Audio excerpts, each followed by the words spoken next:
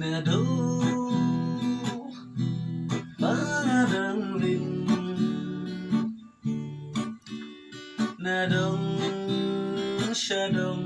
ngabin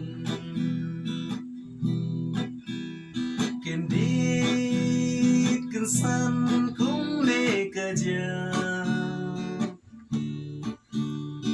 ulo badum ukayana ulo badum ukayana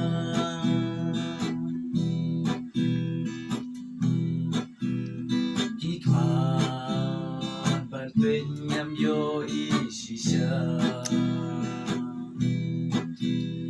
ya pi ko pa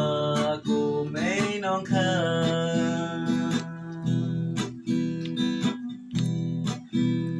cùng nô ngàn lê ngã xem jing e ban tre ngam la ban no ngàn sa ban no ngàn sông ha ka purte onda la clan ma pi ko me onda la clan ma pi ko me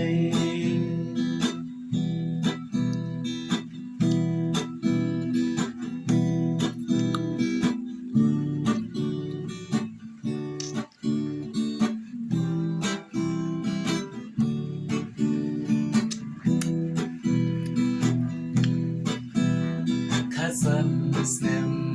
man chua ngai ai lên đi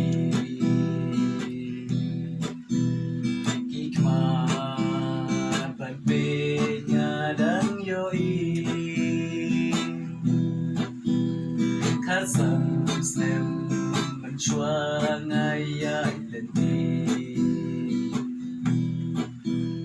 men sin các men bela basgi ngampoi berkan kung lekan dia jing pang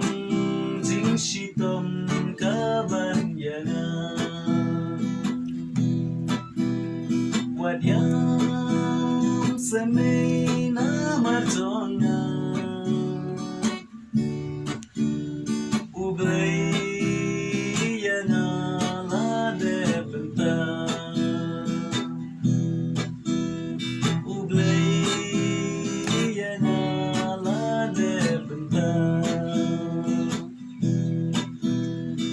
hikmat ban penyam yo isisha ya pi ko pa ko mấy non kha